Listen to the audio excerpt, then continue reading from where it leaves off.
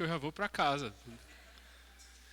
Eu estava conversando com o Alex, ele me convidou, explicou o tema desse mês e eu tomei uma decisão quando eu cheguei aqui hoje à noite pensando, né, ouvindo os irmãos, participando do culto, que no próximo convite eu só aceito se o Gilson for cantar a música que a irmã cantou no especial aqui no final. Sem o playback, a capela, só ele. Só ele.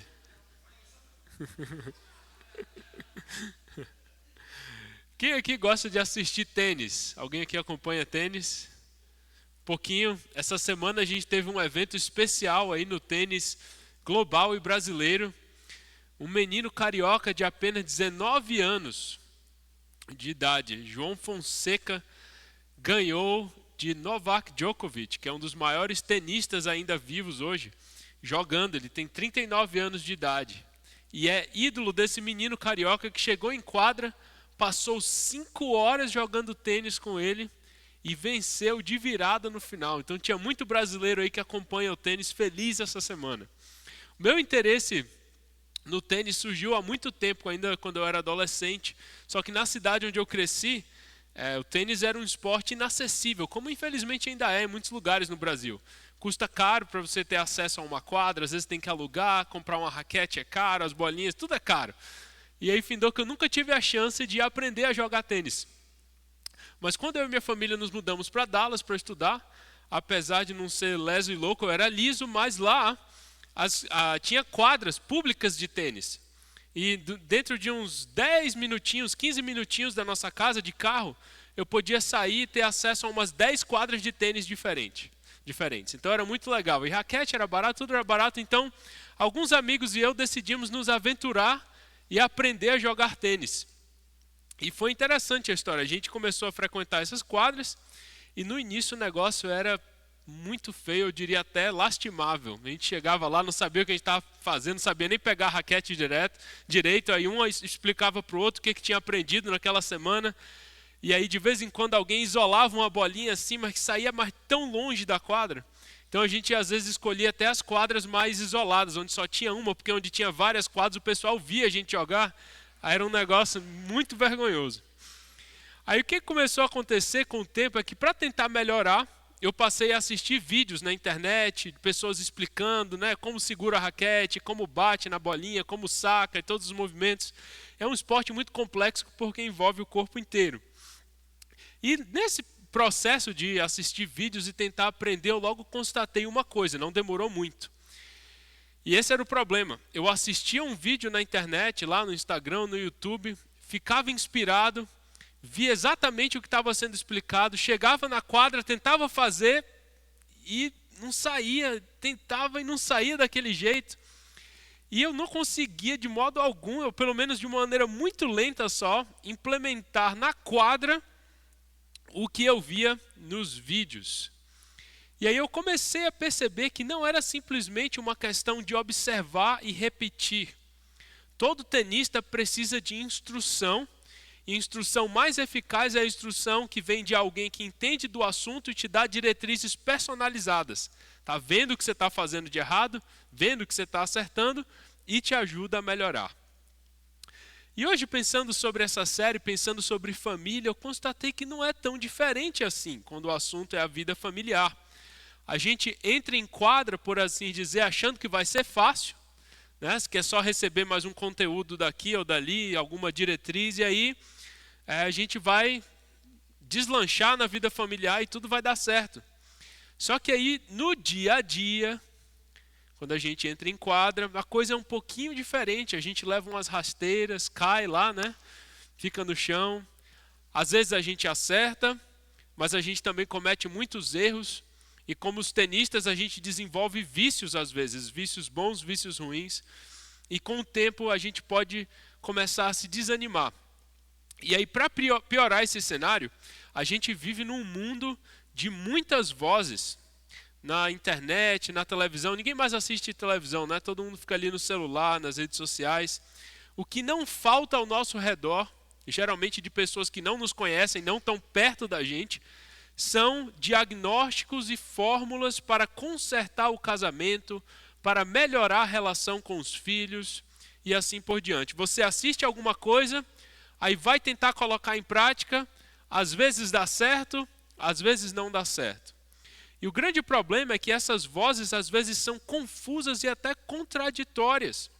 As teorias dos terapeutas e dos psicólogos mudam, e a gente precisa no fim do dia de um norte mais fixo, de um fundamento sólido para construir algo durável nas nossas famílias. Então, para fechar esse mês de reflexão sobre a família, pensando nesse tema, colocando a casa em ordem, eu gostaria hoje de pensar com vocês sobre colocar em prática no dia a dia essa ordem que Deus estabelece na sua palavra, essa estrutura que a gente precisa para não deixar as coisas desandarem, ou para achar de novo o norte mais fixo que a gente precisa quando as coisas desandam. A ordem às vezes dá lugar ao caos nas nossas famílias em diferentes níveis e a gente precisa de direção, a gente precisa de um rumo, a gente precisa de estrutura. E aí então surge essa pergunta, né? Do ponto de vista bíblico, como nós podemos colocar a casa em ordem? O que é isso? O que Deus espera de nós nesse sentido? E para responder essa pergunta, eu gostaria de lhe convidar para um texto do Novo Testamento, que era o mais óbvio na minha mente quando eu pensei sobre essa questão da ordem, da estrutura de uma família, especialmente de uma família cristã. E se você pensa parecido comigo, talvez você já está caminhando para o livro de Efésios, capítulo 5. Nós temos a exortação mais extensa do Novo Testamento, a instrução mais longa para famílias. E na mensagem de hoje a gente vai considerar os passos necessários a uma ordem familiar. Se às vezes a gente tem a tendência de sair daquela vereda principal, da estrada principal, e entrar nas estradas de barro que às vezes nos levam para longe do rumo que a gente está precisando ir, como é que a gente encontra de novo essa estrada principal? Quais são os passos necessários à ordem familiar? E a gente vai pensar primeiro num passo coletivo, que é válido para todos os membros da família, e depois a gente vai falar dos passos individuais dentro dos diferentes relacionamentos que estruturam uma família. Então vá lá comigo para Efésios capítulo 5, o final do capítulo, começando no versículo 21, e aí a gente vai até o 6:4. A gente não vai ler o texto todo agora, mas é aí que a gente vai ficar.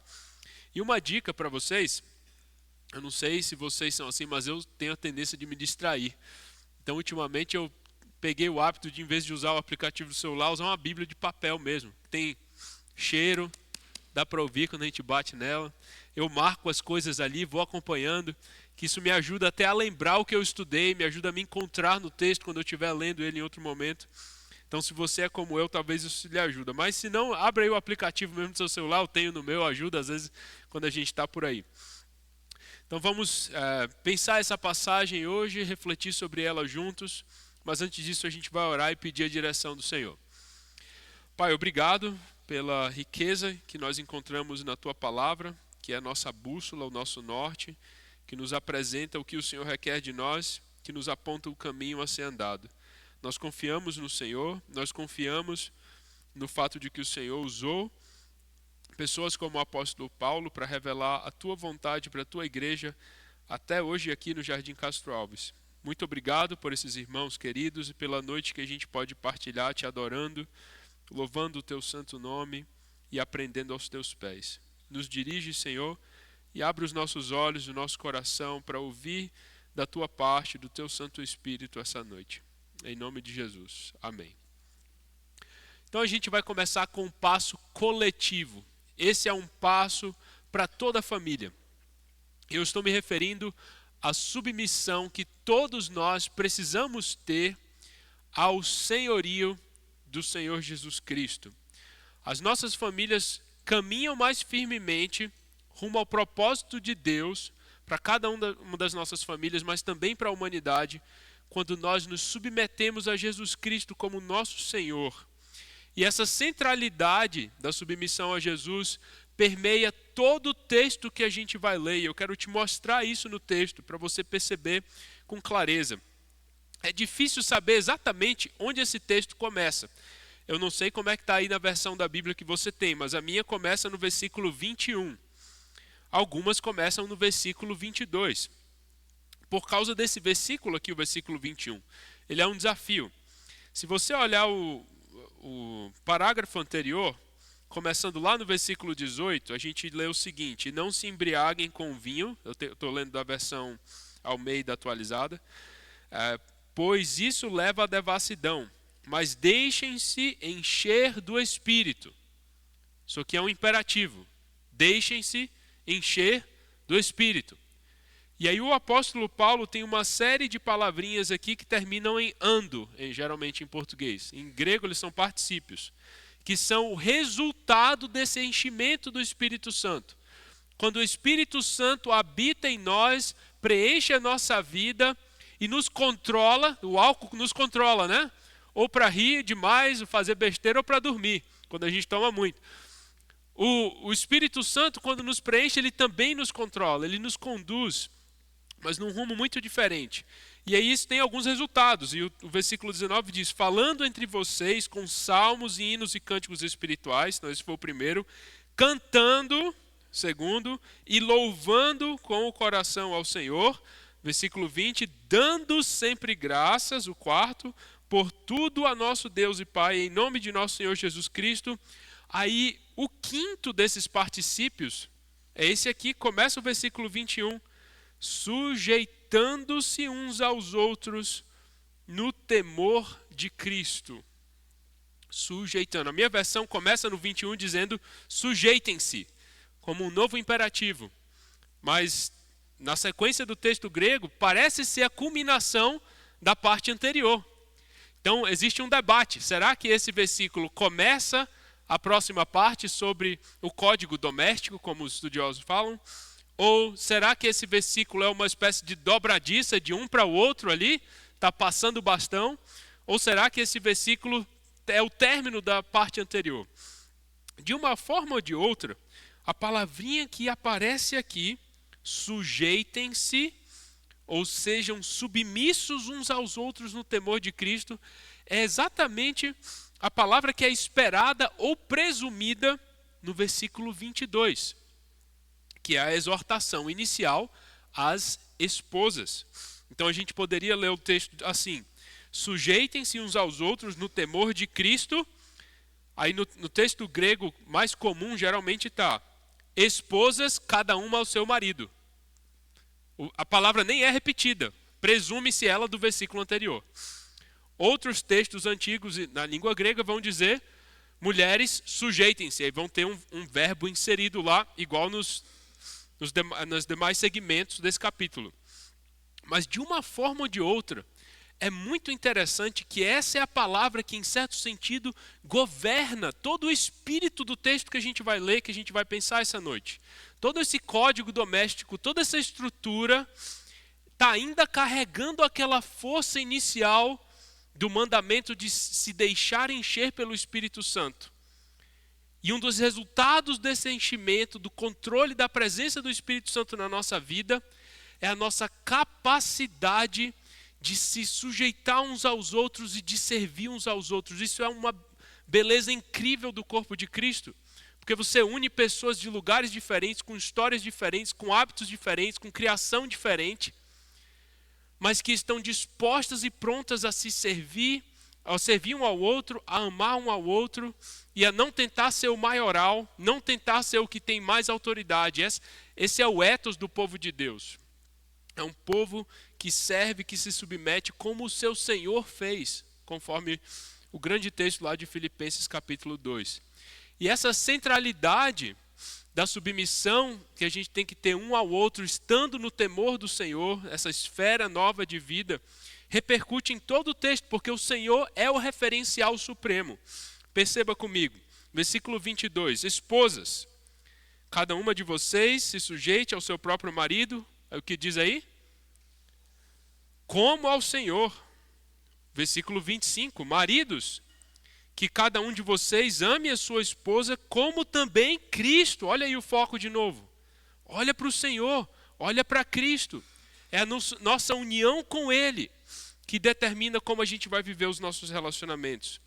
Aí a gente chega lá no versículo 1 do capítulo 6. Filhos, obedeçam aos seus pais no Senhor. Está percebendo aí? Que é essa nota que vai batendo no texto, a mesma nota.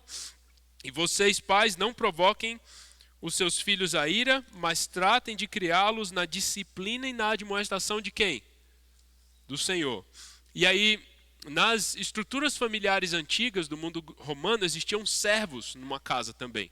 Então, geralmente, a gente aplica essa passagem que começa no versículo 5 e vai até o versículo 9 do capítulo 6, como relação de trabalho, né? Mas no mundo antigo isso era parte do âmbito doméstico, do lar.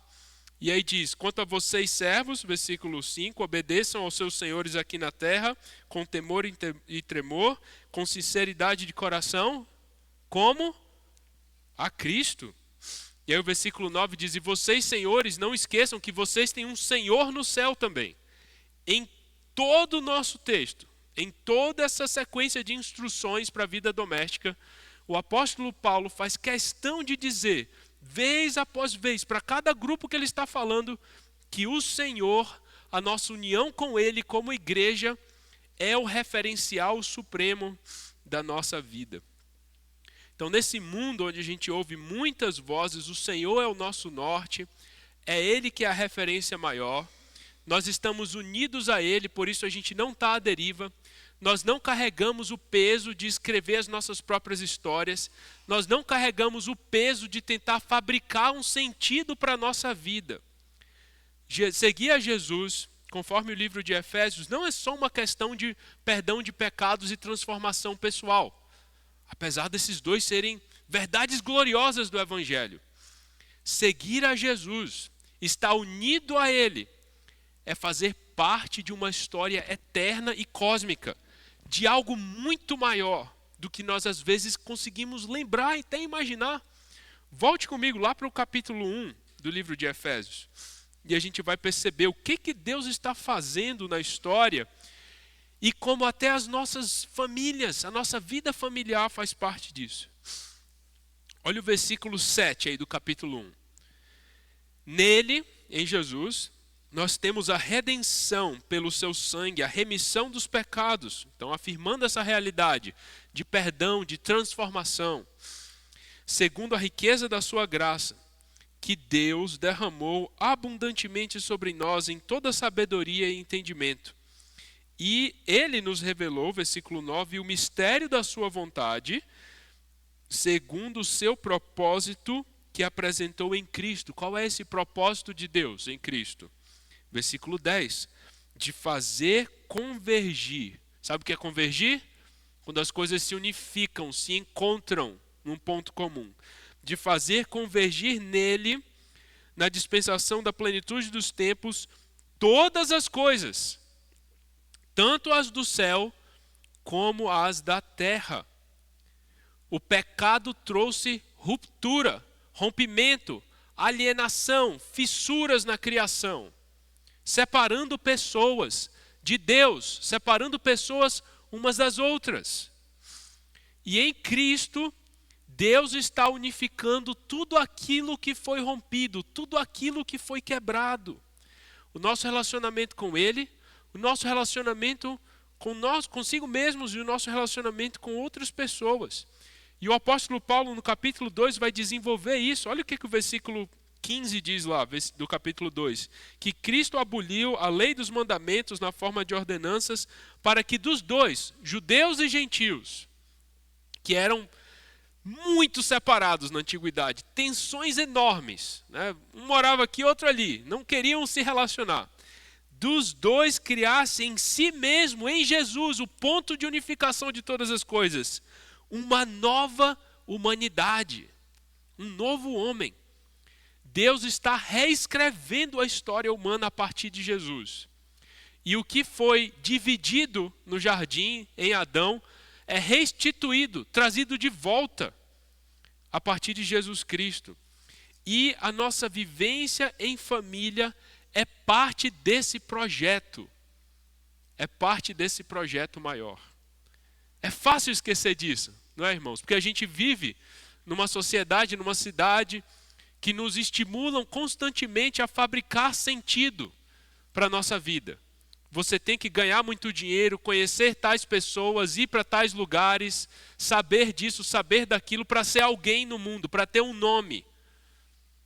Deus diz, não, eu já te dei um nome. Você já é alguém, porque você foi unido a Jesus Cristo.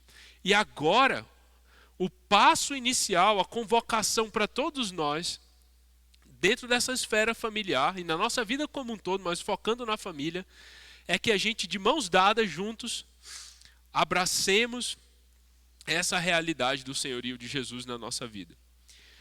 E eu sei que isso talvez seja difícil, ou de ouvir para alguns de vocês. Vocês pensam, bem, mas da minha família, tem 2 aqui, 2 não estão, ou 1 não está. Ou a gente tem orado há muito tempo, mas tem uma pessoa, ou 2 ou 3 na minha família que ainda não ouviram, não receberam, não colocaram sobre si o jugo de Cristo, que é leve e suave, eles ainda estão correndo atrás do vento. E eu lhe encorajo, meu irmão, minha irmã, a não se desanimar. Continue orando, continue buscando ao Senhor, continue colocando aos pés dele. Continue lembrando que aquele que é poderoso para transformar a sua própria vida com as inadequações que você ainda tem hoje, é capaz também de trazer de volta aqueles que estão longe, na sua própria família. Mas o senhorio de Cristo, pensando no ideal de Deus, é o ponto de partida para colocar a casa em ordem. Mas aí a gente recebe as diretrizes específicas, e essa aqui vai ser a parte central da mensagem, com essa figura maior em mente, essa é a estrutura maior, esse é o palco. O que Deus está fazendo em Jesus, unificando todas as coisas, inclusive os nossos relacionamentos, inclusive as nossas famílias. Mas e aí, como é que isso se demonstra no dia a dia? E é interessante, né? A gente vive numa época de tutoriais. Então a gente quer como fazer tal coisa, como fazer pizza, como jogar tênis, como pegar o metrô para chegar em tal lugar na cidade. Aí, tudo que você coloca lá no celular vai ter um tutorial, vai ter um passo a passo, né? A gente quer receita de bolo, a gente quer fórmulas. Só que se Deus fosse escrever a Escritura assim para dizer tudo o que a gente precisa saber sobre a vida, o que ia acontecer? Podia botar livro, a gente ia ter um monte de livro aqui, uma torre, né? De instruções para a vida familiar só. Mas não. Deus não nos dá um manual, Deus não nos dá uma receita de bolo, Ele nos ensina sobre os ingredientes principais e Ele nos ensina, nos aponta na direção de um negócio que a Bíblia chama de sabedoria. E sabedoria, ninguém tem monopólio. Eu não estou aqui porque eu sei tudo sobre família. O Gilson e a Márcia têm mais experiência em criar adolescentes do que eu, que as minhas filhas são pequenininhas ainda. Então a gente precisa um do outro. E olha que coisa curiosa. O nosso texto está falando sobre a consequência do enchimento do Espírito na vida familiar, mas logo antes disso, olha o versículo 15 de Efésios 5. Portanto, tenham cuidado com a maneira como vocês vivem, e vivam não como tolos, mas como sábios, aproveitando bem o tempo, porque os dias são maus. Procurem entender a vontade de Deus em sabedoria. Então a gente não tem uma receita de bolo. Em vez de ter muitas diretrizes, a gente tem 1 ou 2 verbos centrais para cada grupo de pessoas que o apóstolo Paulo está endereçando aqui nessa parte de Efésios. Ele não nos dá listas completas de como isso se demonstra no dia a dia. Ele deixa com que o Espírito Santo use diferentes comunidades em diferentes partes do mundo para a gente preencher entre nós, pensando, conversando, vivendo à medida que a vida muda, as coisas mudam, a sociedade muda, mas o eixo é o mesmo. E aí a gente então precisa prestar muita atenção aqui, porque nós não temos 15 verbos para cada grupo familiar, cada parte da família, a gente tem 1 ou 2. Então, o que quer que seja que o apóstolo Paulo estiver falando aqui, é muito central, são diretrizes centrais para cada grupo. Então, esse texto funciona em pares. Primeiro a gente tem esposas e maridos, depois a gente tem filhos e pais, e por final, escravos ou servos e senhores. E a gente não vai falar sobre o último grupo, porque o nosso foco aqui está mais na configuração de família que é mais perene no mundo moderno, que não inclui esse último par. Mas perceba que em cada um dos casos, o apóstolo Paulo começa com o quê? Com a parte mais socialmente vulnerável ou relacionalmente vulnerável da família. E aí ele começa falando primeiro com as esposas. E se a gente pudesse resumir em uma só exortação que o apóstolo Paulo está dizendo aqui, é que as esposas devem respeitar o seu marido. Essa é a diretriz essencial. Ele usa dois verbos. O primeiro é se submeter, que aí a gente vê esse verbo nos versículos 22 até 24. E aí depois ele troca o verbo, quando ele resume a coisa toda. Olha o versículo 33. No entanto, também quanto a vocês, que cada um ame a sua esposa como a si mesmo, os maridos, a gente vai falar sobre isso depois, e que a esposa, o que é que diz aí na sua versão? Respeite o marido. Submissão é um termo que fala tanto de estrutura, traz a noção de colocar-se debaixo, sob alguém, mas também tem a ver com uma atitude que reflete essa postura, essa estrutura, que é uma atitude de inclinação a ouvir e a acatar as diretrizes de outra pessoa. Já esse verbo traduzido como respeitar, ele é um pouquinho diferente. Sabe como ele soa em grego? É phobeo. Faz pensar em quê? Já ouviu falar de fobia? Phobeo é o verbo que dá origem a essa palavra. Phobei significa medo, temor. Olha que curioso. Se o texto termina no parágrafo anterior, a parte anterior, no versículo 20, ele diz, dando sempre graças por tudo a nosso Deus e Pai, em nome do nosso Senhor Jesus Cristo. Aí o versículo 21, sujeitem-se uns aos outros, no phobei, no temor de Cristo. E aí o texto termina essa sessão falando das mulheres, que elas respeitem, que é o verbo que se deriva desse mesmo termo. Estranho isso, né? Mas é porque língua é um negócio muito flexível. Então, o nosso termo fobia dá a pensar em que é algo que você tem pavor, né? Então, minha mãe, ela tinha fobia de ratos. Então, desde pequeno eu não sabia por quê, mas eu tinha tipo 3, 4 anos, se tivesse um rato, aparecesse a 10 metros dela, ela subia em cima de uma mesa e gritava assim de uma maneira que... E eu não sabia nem o que estava acontecendo, né, como criança. Mas quando a gente pensa em fobia ou medo, temor, a gente pensa em algo do qual você tem pavor, mas não necessariamente é só isso. Nesse contexto aqui, e em alguns outros contextos, temer significa tratar alguém com profundo respeito, evitando ofender, denegrir ou diminuir essa pessoa.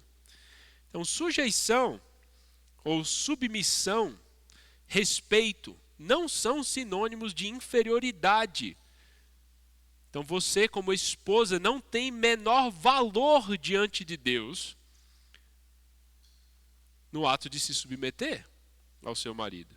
Afinal de contas, o que o versículo 21, com a mesma forma verbal, acabou de dizer?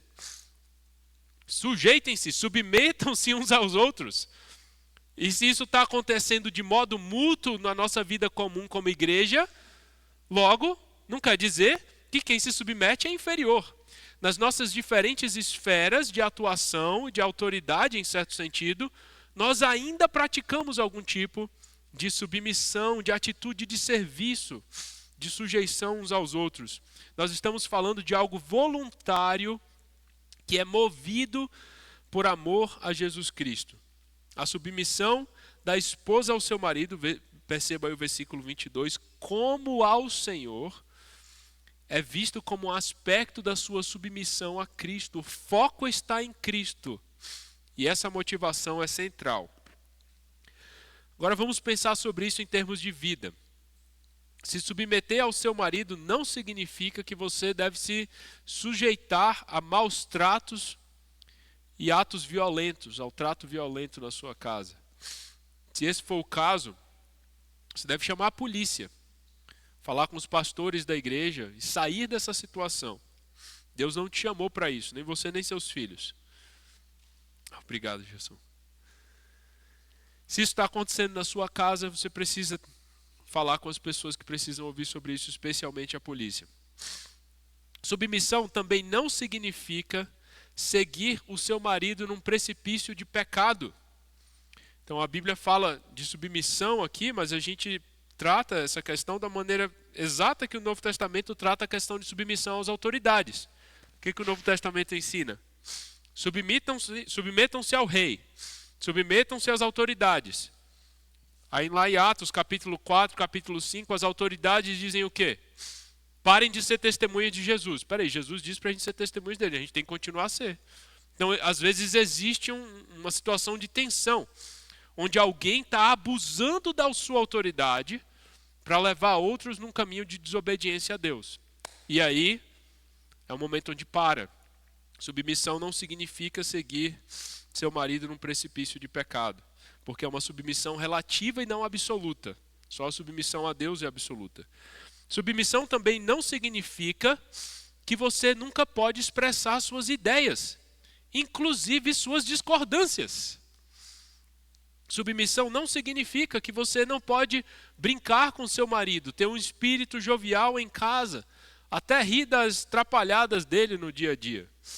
Mas o texto está falando sobre respeitar o lugar que Deus conferiu ao seu marido como líder da família, como a pessoa que carrega o peso de prestar contas diante de Deus pela sua família, pelo cuidado que tem com sua casa.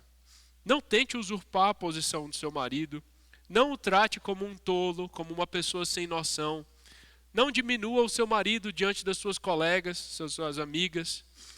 Quando o seu marido pisar na bola e ele fizer alguma coisa assim que te irrita, que faz assim, Senhor Jesus, me ajuda, né?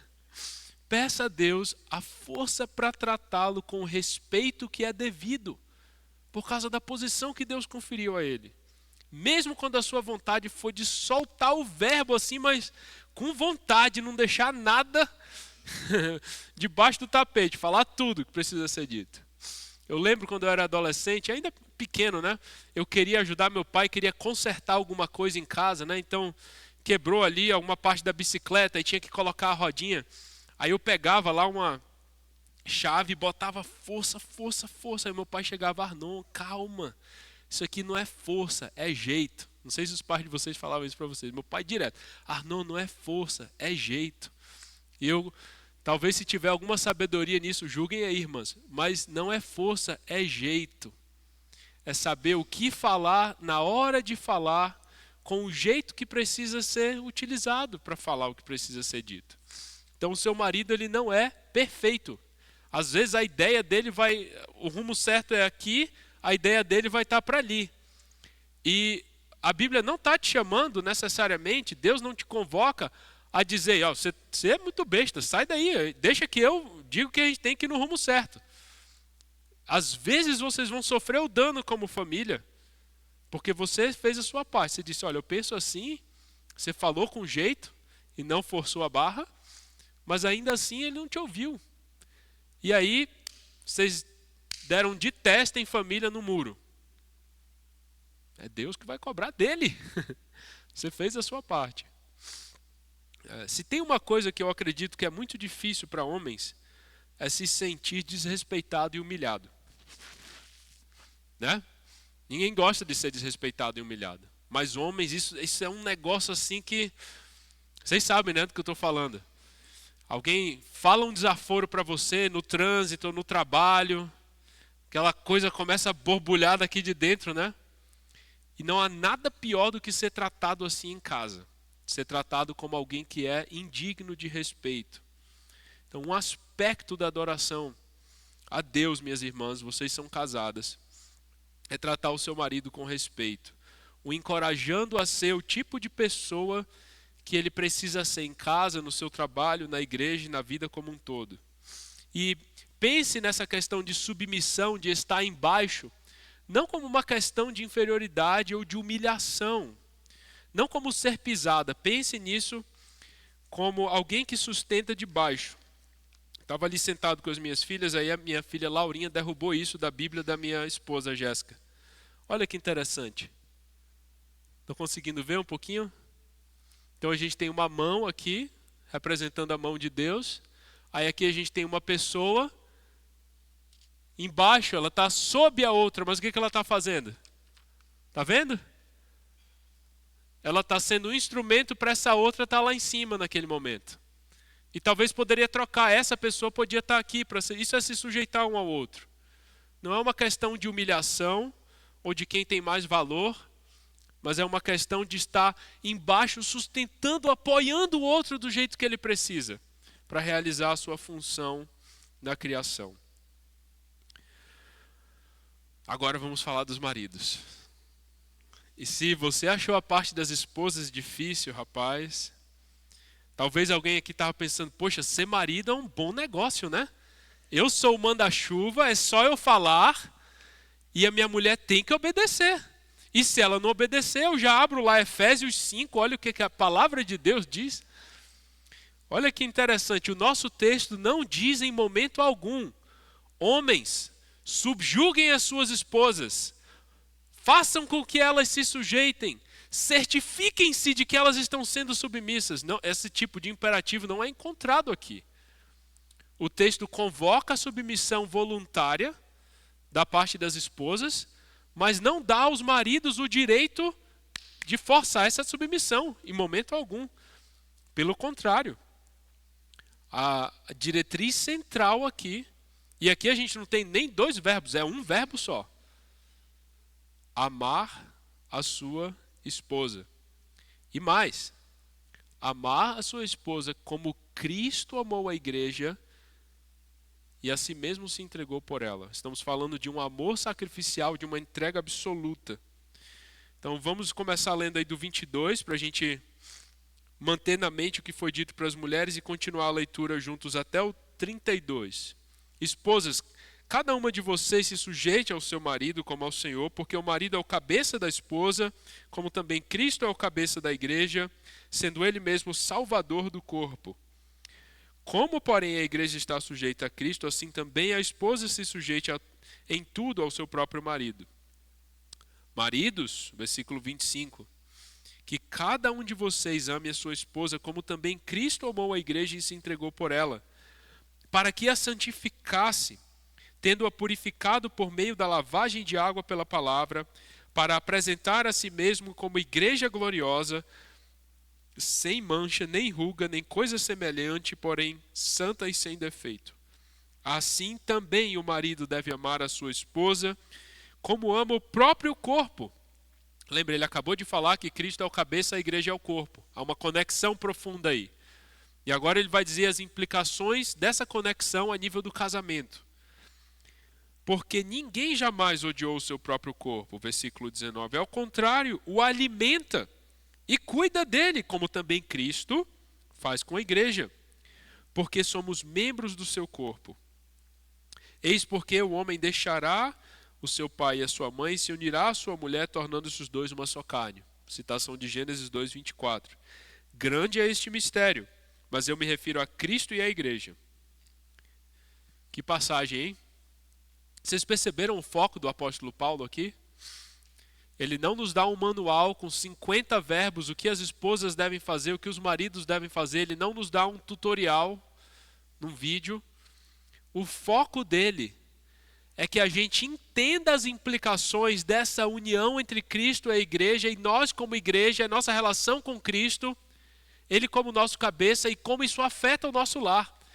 Ele começa a falar o que é requerido de esposas e de maridos, e aí ele já parte nessa via cristológica, falando de Jesus, falando da igreja. É assim nos versículos iniciais aqui, falando das esposas, as mulheres, mas aí ele continua, e na parte aos maridos é ainda mais longo. Ele fala um versículo sobre a responsabilidade do marido, aí ele parte numa direção cristológica, aí você como leitor fica, ele está falando dessa parte, é o que o marido faz, é só o que Cristo faz. Eu não consigo fazer esse negócio, santificar, lavar pela palavra, apresentar a gloriosa, o que é isso, né? E aí ele vai, mas ele se perde na analogia cristológica, porque para ele isso é o centro. É muito interessante que, no contexto greco-romano, quando isso aqui foi escrito, esperava-se que a mulher administrasse bem a sua casa, a fim de que o seu marido ficasse livre de preocupações domésticas e buscasse o seu prestígio social. Esse era o alvo. E amar, ao ponto de se entregar, era uma coisa que era esperado de uma mulher no contexto da sua casa, em prol do seu marido. Essa analogia de cabeça e corpo era utilizada no mundo greco-romano para falar do general como cabeça e do corpo como exército. E qual é a lógica disso? Se alguém precisa se sacrificar, que seja o corpo pela cabeça, nessa analogia militar. Mas Paulo reverte isso em Efésios. É o cabeça que se sacrifica, seguindo o modelo de Jesus Cristo. O marido cristão ama sua esposa ao ponto de sacrificar o seu próprio bem-estar, o seu prestígio social, se necessário, e a sua própria vida, seguindo o modelo de Jesus, o seu Senhor. Paulo fica tão empolgado aqui que ele começa a abrir uma trilha enorme nos versículos 26 e 27, e não é possível a gente saber com muita certeza qual é a analogia que ele tem como base aqui. Ou que situação no mundo antigo. Alguns falam que é uma descrição do batismo, para que a santificasse, tendo-a purificado por meio da lavagem de água pela palavra. Então essas expressões ocorrem em outros textos que falam sobre batismo. Mas aí diz para apresentá-la a si mesmo como igreja gloriosa, sem mancha, nem ruga, nem coisa semelhante, porém santa e sem defeito. E aí parece já a descrição de uma noiva. E alguns acham que isso aqui se refere a uma prática de banhos pré-nupciais no mundo antigo. O problema é que, nesse caso, o noivo estaria fazendo isso. Aí é um pouco esquisito, que quebraria o decoro na antiguidade, né? Até hoje, né? Não, sei que hoje o negócio mudou muito, né? Tá desnorteado, mas isso seria esquisito no mundo antigo. Então é difícil a gente saber. Mas o curioso desses versículos, eu não sei se você percebeu isso, são os termos que Paulo utiliza para alguns aspectos do que Cristo fez pela igreja. Limpeza por meio de banho, embelezamento, alimentação e cuidado, depois ali no versículo 29. Quando você pensa nessas ações, parece coisa de homem ou coisa de mulher? Banho, embelezamento, alimentação, cuidado. São quase descrições maternais, né? Você pensa que isso se aplica ao dever de mulheres na esfera do lar, mas Paulo está subvertendo as coisas aqui.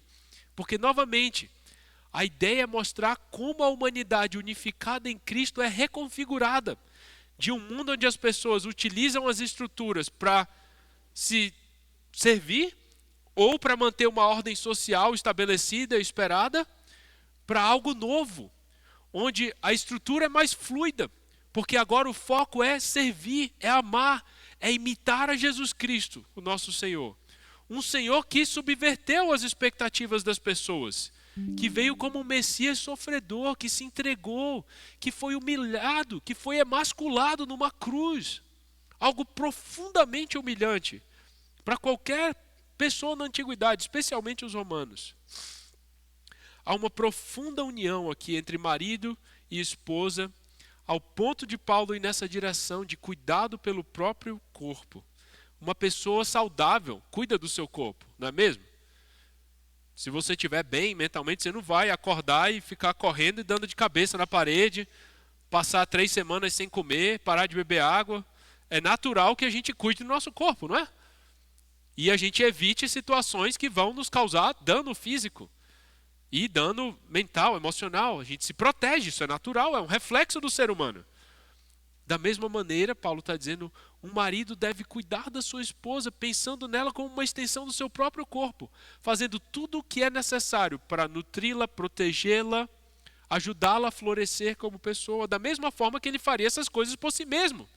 E o faz todos os dias. O que isso tem a ver com a nossa vida, mais diretamente? A gente vive num mundo muito egocêntrico e egoísta, já percebeu? As pessoas vivem para o seu próprio bem-estar. Isso se expressa de diferentes maneiras. Você vai olhar aí as idas e vindas dos relacionamentos dos famosos, né? Então, quanto dura um relacionamento desse? 1 semana, 2, 1 mês, 6 meses, quem sabe, né?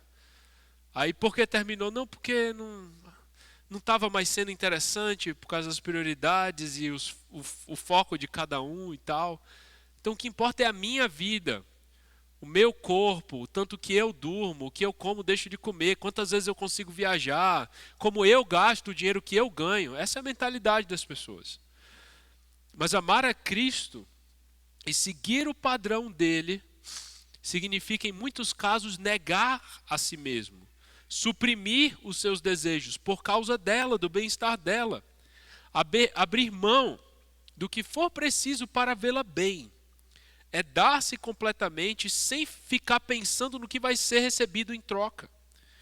Nossas esposas, falando para os homens aqui, elas não são nossas secretárias pessoais, cuja existência se resume em fazer tudo o que a gente não gosta de fazer, para que a gente possa ir fazer as coisas que a gente gosta de fazer. Não é? O padrão do Evangelho nos convoca a um amor diário, sacrificial, nas coisas pequenas e nas coisas grandes. Nossas esposas precisam de atenção, de carinho, de incentivo, da nossa presença completa, corpo e mente. Tem misericórdia, Senhor. Elas precisam do nosso apoio com as crianças, da divisão do peso com as tarefas diárias, à medida que a gente pode, dentro da nossa dinâmica familiar do dia a dia. Maridos ausentes, desleixados, descompromissados e ainda assim autoritários, na prática cospem no prato do Evangelho, do qual comem.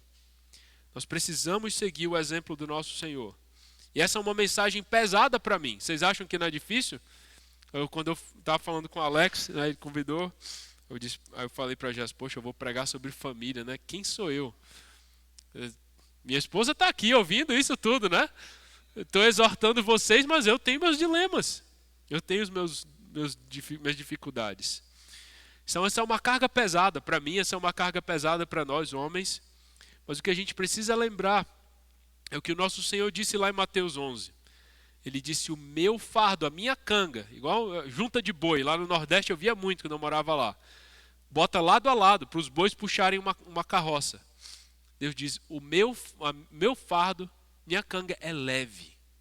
Aprenda de mim.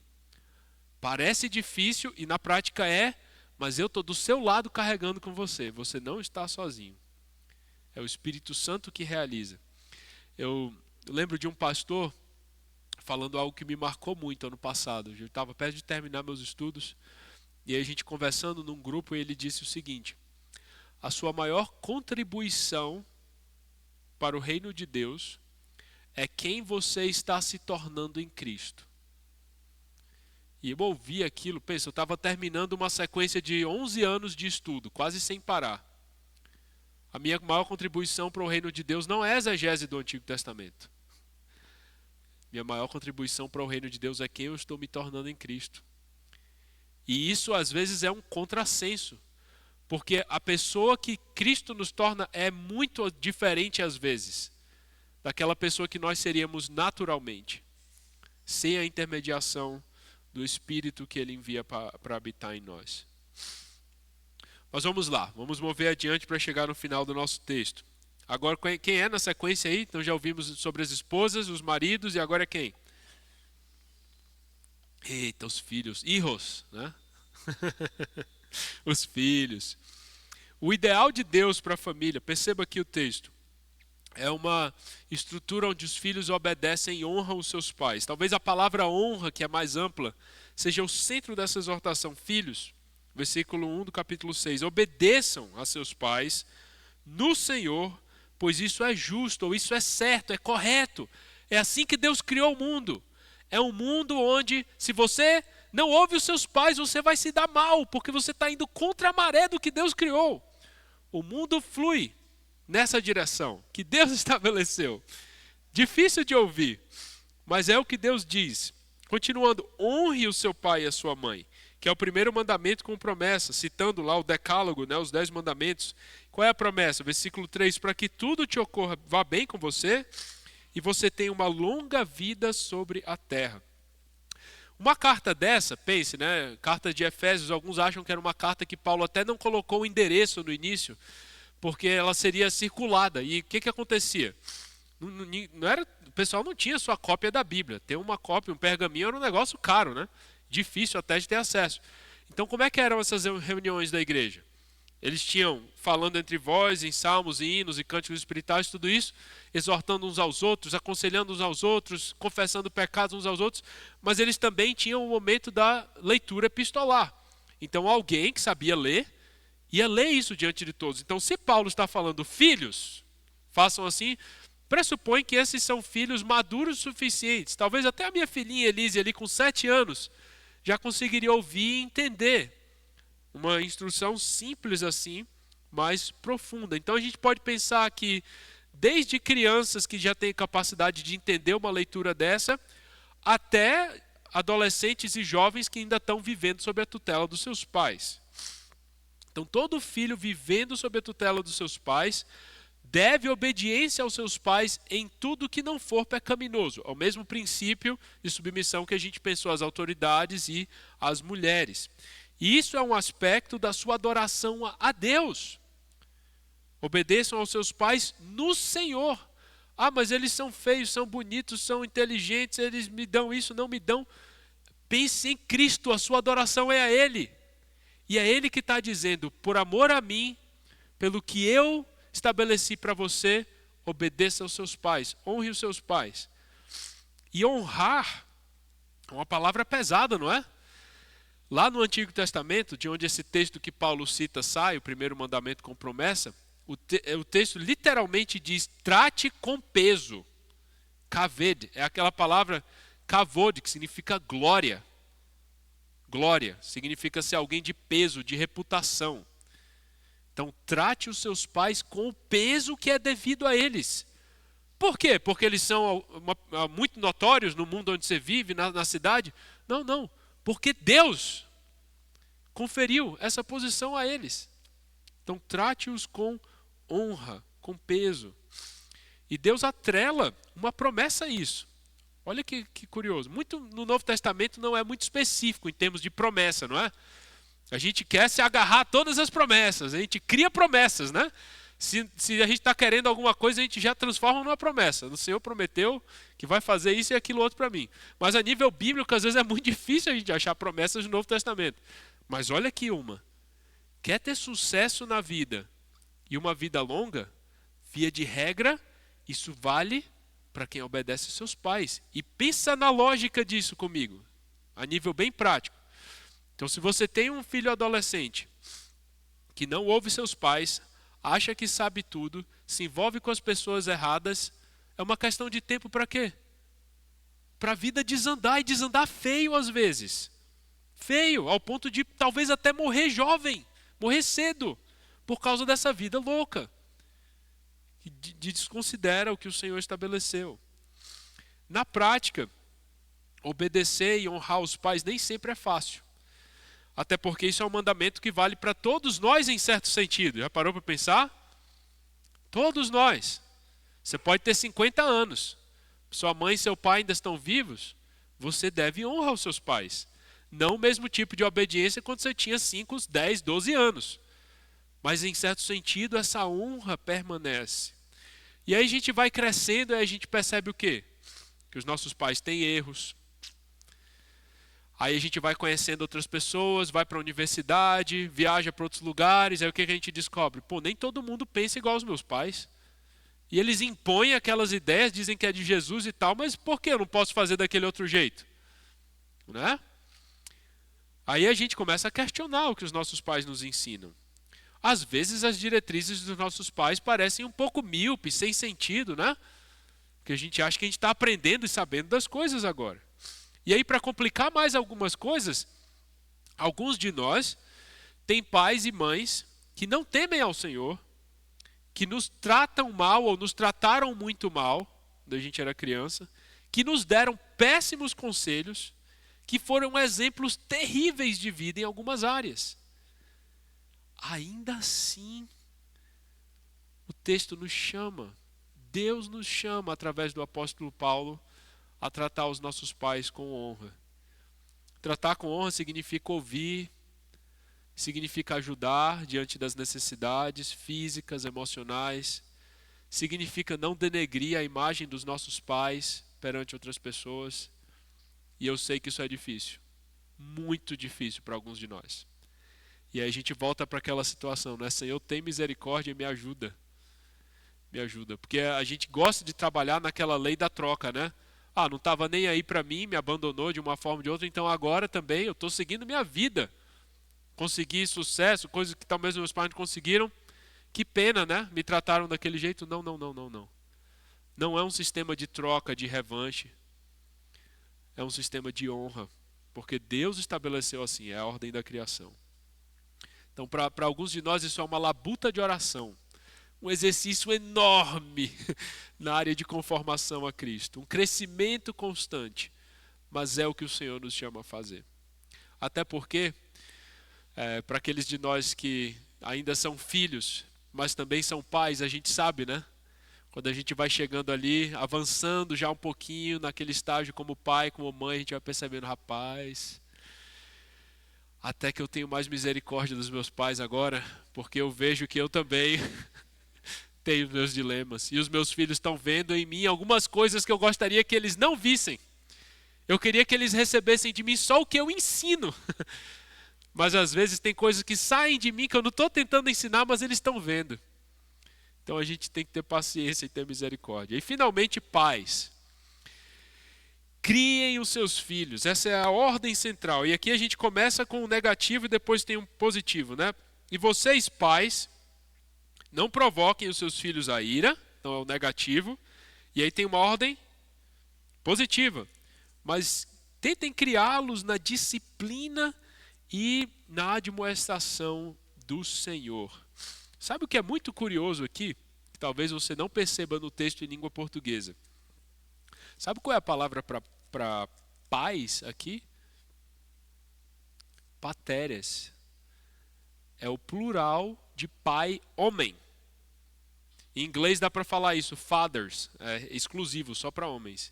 Em português não, a gente usa plural pais, aí é pai e mãe, né? Mas a palavra grega aqui é para homens, para os pais. Embora os filhos devem honrar pai e mãe, o apóstolo Paulo entende que o líder do lar é o principal responsável pela instrução dos seus filhos. Criar filhos não é coisa de mulher, de esposa.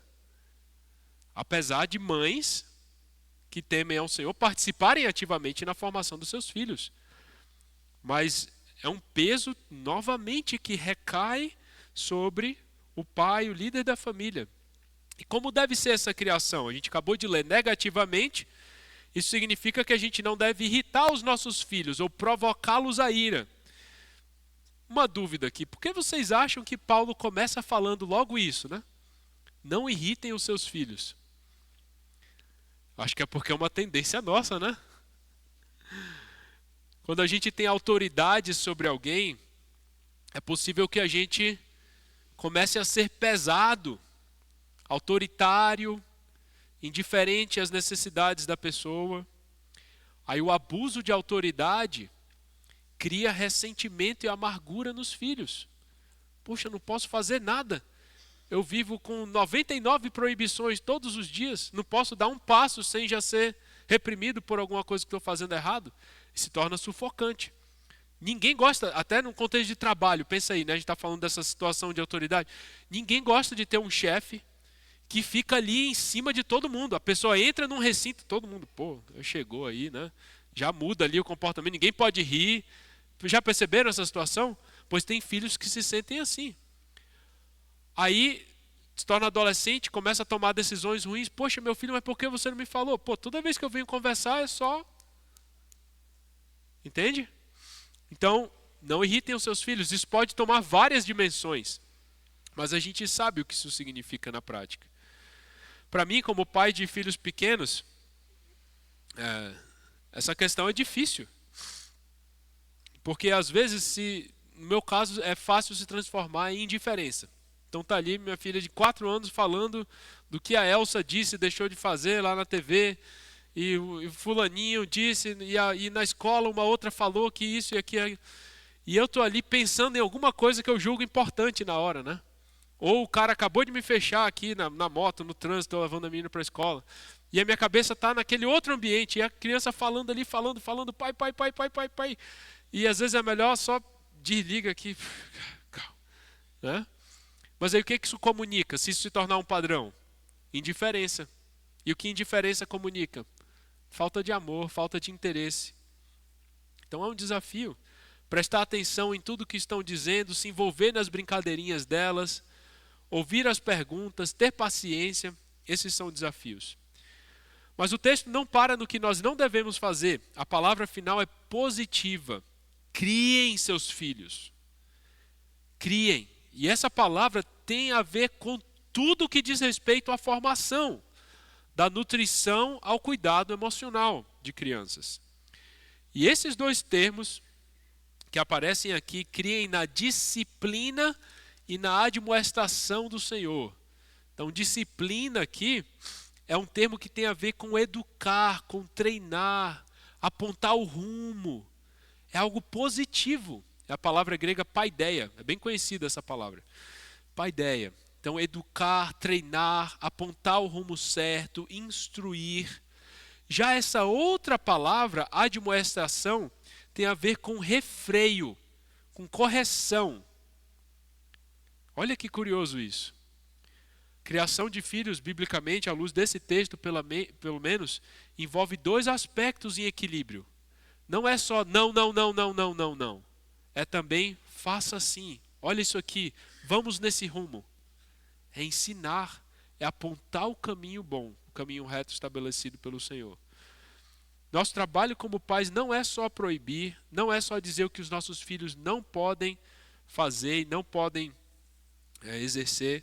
Nosso trabalho como pais é ensinar para eles o que é bom, o que é verdadeiro, o que é justo, o que é belo. E na força que o Senhor nos dá, tentar encarnar essas virtudes na nossa própria vida. E no Antigo Testamento isso era algo muito dinâmico. Novamente, a nossa tradição cristã às vezes fecha isso na ideia de um devocional de 15 minutos, onde você está tentando ali segurar a atenção do menino de todo jeito, ainda mais se for pequeno, né? É claro que é importante a gente abrir as escrituras com os nossos filhos. Mas lembra lá de Deuteronômio capítulo 6? Como é que era aqui que funcionava? Ouça Israel, o Senhor nosso Deus é o único Senhor. Essa é a verdade, essa é a máxima da vida. Não existe Deus igual a Yahvé, Ele é único na sua categoria. Ele é Deus por excelência. Qual a implicação disso? A gente tem que obedecer os mandamentos dele, porque a gente está em aliança com ele. Mas essa obediência se traduz na vida através do quê? Ouve Israel, o Senhor nosso Deus é o único Senhor.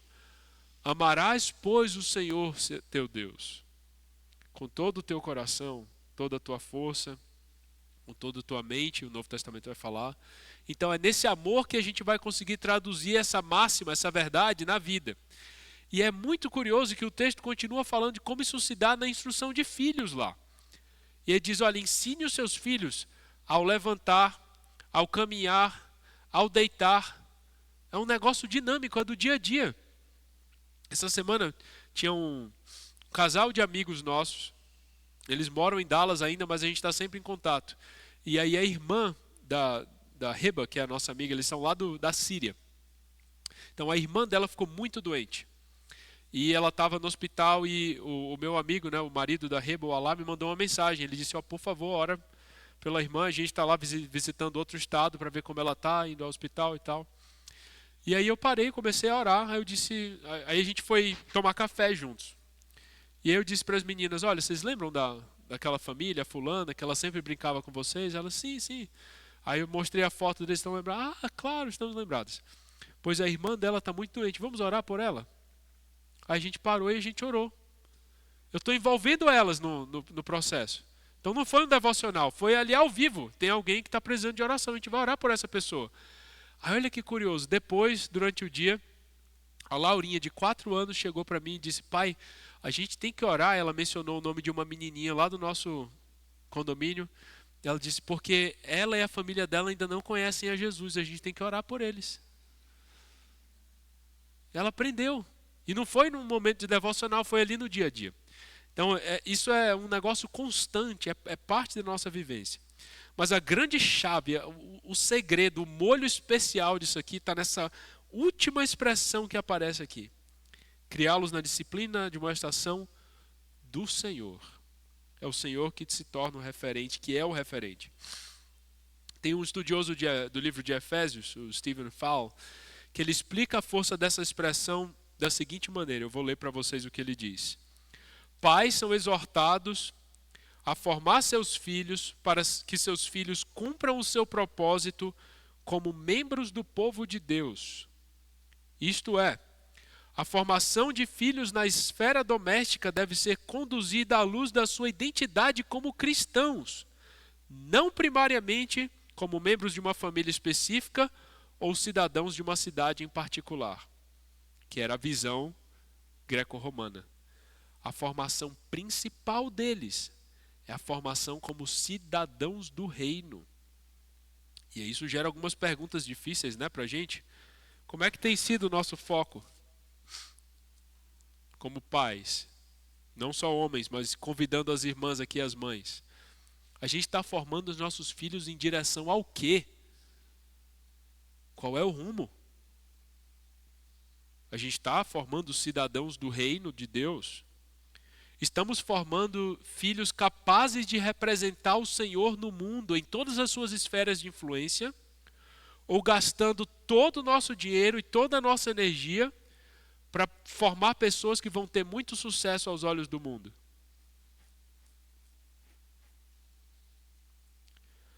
Ontem eu estava conversando com a Jéssica, ela estava me contando sobre uma irmã que ela estava ouvindo dar um testemunho, uma pessoa muito bem sucedida no seu trabalho. E aí ela, no meio da sua carreira, numa multinacional, ganhando dinheiro ali a rodo, viajando para vários países e tudo, tendo várias pessoas subordinadas a si no trabalho, aí ela tem um filho, fica grávida e tem um filho. E essa irmã estava contando como de início, saindo desse ritmo aqui, para trocar fraldas em casa, como aquela situação foi humilhante para ela. Está parada de manhã em casa trocando a fralda de um bebê. Em vez de numa reunião que vai movimentar milhares de reais em uma direção ou outra. E aí depois de um tempo, essa mesma irmã teve uma conversa com o seu patrão, que disse, olha, depois que você teve seu filho, sua carreira foi muito atrapalhada, não tem como. A gente não te quer mais na empresa. Já pensou ouvir isso? E aí? Eu fico pensando nas minhas filhas. Eu estou treinando-as para quê? Eu posso tentar treiná-las o máximo possível para elas serem pessoas bem-sucedidas. Aprender várias línguas, ir para a melhor escola, ter as melhores oportunidades de treinamento, para ter um grande emprego no futuro, fazer a diferença no mundo. Mas e a visão de Deus para a humanidade? De famílias que frutificam, vivendo em harmonia, encarnando as virtudes de Deus no mundo. É diferente. E eu não estou dizendo que uma coisa exclui a outra, mas que o mundo em que a gente vive coloca ênfase em um lado desses e vocês sabem qual é. Ao ponto de, especialmente as nossas meninas, serem criadas de um modo que a cabeça delas, ser mãe, investir no seu lar, é um retrocesso, é um contrassenso, é um negócio que não cabe. Como é que alguém vai ficar em casa e não está fazendo dinheiro? Aí vivendo, né, criando um nome para si na sociedade. Então a gente tem que ter muito cuidado. Isso vale para meninos e para meninas. É algo para a gente pensar a nível de igreja. Qual é o nosso foco? E a nível de famílias. É bom que os nossos filhos sejam bem-sucedidos no mundo? Claro, ótimo. Mas de que custa, meu irmão, minha irmã, seu filho se tornar grande na sua esfera de influência no mundo e não está nem aí para Deus? Entende? Às vezes essas histórias de pessoas que a gente olha, poxa, fulano tinha muito sucesso, fulana, né, um atleta incrível, um ator, uma atriz, um empresário, uma empresária. E aí você vai ver a história familiar daquela pessoa. 3, 4 casamentos, depois não casa mais, só se junta com um, com o outro. Tem 2, 3 filhos com pessoas diferentes. E não está nem aí para isso, não tem referência nenhuma. Entende? É isso que a gente quer? Ah, mas fez um grande nome para si nessa área. Vale a pena? Vale a pena ficar velho? Eu estou começando a perder meus cabelos, ganhar umas barbas brancas aqui. Eu não quero, meus irmãos, chegar aos 50, 60, 70 anos e está com dor no meu coração todos os dias porque as minhas filhas não estão nem aí para Deus e estão se quebrando na vida, tendo o que elas tiverem de recursos, oportunidades, mas é Deus, Deus na vida. Esse é o sentido, é participar da grande história de redenção, do desígnio de Deus desde a eternidade, ao qual Ele nos chama hoje a participar. Então, revisando, para a gente caminhar para a conclusão aqui. Nosso passo coletivo, submissão ao senhorio de Jesus. Esposas respeitando seus maridos, maridos amando sacrificialmente suas esposas, filhos honrando seus pais e pais criando seus filhos no rumo que o Senhor quer. Para colocar a casa em ordem, a gente precisa adotar as diretrizes que o Senhor nos dá. Só Ele provê o fundamento sólido, a direção que a nossa família precisa para florescer. Mas o fato de Paulo precisar dar todas essas instruções significa, no fim das contas, que a gente falha. E não só falha, como a gente vai falhar. Colocar a casa em ordem, e se você não ouviu nada essa noite, nada, ouça isso aqui. Colocar a casa em ordem não significa ter uma família perfeita. Essa família não existe. É igual o unicórnio voador. Não existe. A gente começou falando sobre tênis, então vamos terminar falando sobre tênis. Um dos meus tenistas favoritos é o Roger Federer. Já ouviram falar dele? Um atleta fabuloso. Em 2024, ele falou numa formatura, numa universidade, lá no Nordeste dos Estados Unidos. E ele disse isso aqui, abro aspas. No tênis, a perfeição é impossível. Dos 1.526 jogos que eu joguei na minha carreira, eu ganhei quase 80% deles. Aí ele fez a pergunta, que porcentagem de pontos você acha que eu ganhei nesses jogos? Nos 80% dos jogos, dos 1.500 que ele venceu. Quantos pontos por jogo, porcentagem você acha que ele acertou? 54%. Um dos maiores tenistas do mundo, que ganhou 80% dos jogos na sua carreira, acertou 50%, um pouco mais da metade das chances de ganhar pontos nos jogos que ele jogou. E aí ele diz assim, a verdade é que seja qual for o jogo, às vezes você vai perder. Seja um ponto, seja uma partida, seja uma temporada. E o que o Federer falou sobre tênis se aplica à vida familiar também, não é verdade? Pôr em ordem a nossa casa não significa que a gente vai sempre acertar. Algumas conversas serão desalentadoras. Há dias difíceis, dias de derrotas.